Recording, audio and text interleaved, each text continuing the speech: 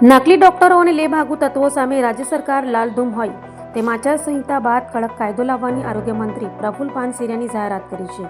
તો આયુર્વેદિક ડોક્ટરે રજૂઆત કર્યા બાદ આરોગ્ય મંત્રીએ જાહેરાત કરી હતી.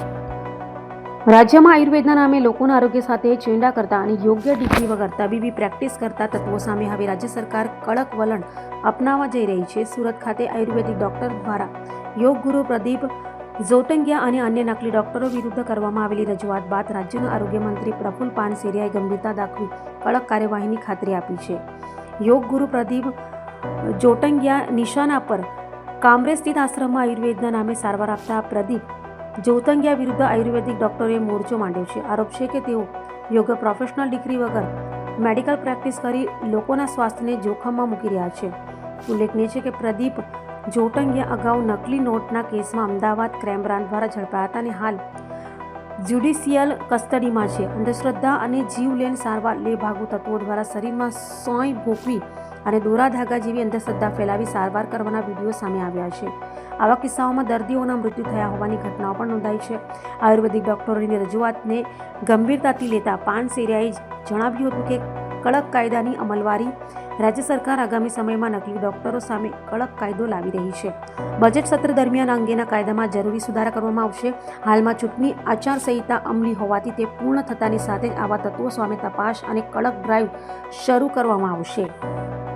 આજ રોજ આયુર્વેદ ડોક્ટર દ્વારા બધા જ મિત્રો દ્વારા મને રજૂઆત કરવામાં આવી કે ડિગ્રી વગરના ડોક્ટરો દ્વારા જે ઇલાજો કરી રહ્યા છે એમના ઉપર એક્શન, પણ ગવર્મેન્ટ આ બાબતમાં ખૂબ સક્રિય છે. એટલા જ માટે આ વિધાનસભા સત્રની અંદર રજિસ્ટ્રેશન કરાવવા માટે સમય મર્યાદા પણ લંબાવવામાં આવી છે.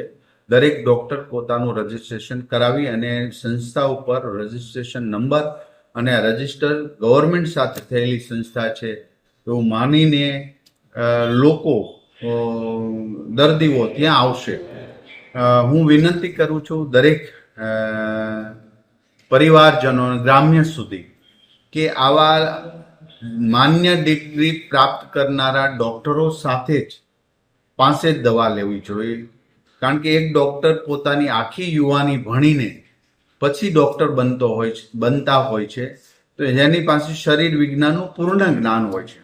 તો મારી દરેક લોકોને વિનંતી છે કે ડોક્ટર પાસે જ દવા લેવા જાય અથવા ઓપરેશન કરવા જાય અથવા તો તપાસ કરવા જાય. ઘણા ગામો અંતરિયાળ વિસ્તારની અંદર સાપ વીસી કરડે છે, એમાં પણ દોરા ધાગા કરે છે, વીસી ઉતારવા જાય છે. આ લોકોને પણ વિનંતી કરું છું દવાખાને જવું જોઈએ, 108 ને બોલાવો. 108 ની અંદર પણ વ્યવસ્થા રાખી છે કે કોઈ સાપ કરડે, વીસી કરડે તો એને ઇમરજન્સીમાં એ ઇન્જેક્શન કે વગેરે આપી શકાય. તો આવી કોઈ પણ અંધશ્રદ્ધામાં કે લેભાગુ તત્વો પાસે ટ્રીટમેન્ટ ન કરાવતા ડોક્ટર પાસે જાય એવી મારી વિનંતી છે. છતાં પણ આવા ડિગ્રી વગરના ડોક્ટરો ક્યાંય ઓપરેશન કરતા હોય, કોઈ શરીર સાથે છેડછાડ કરીને આવું કરતા હોય તો ચોક્કસ પ્રકારે કમ્પ્લેન મળતે અમે એક્શન લેશું. એ ચોક્કસની વાત છે. બસ.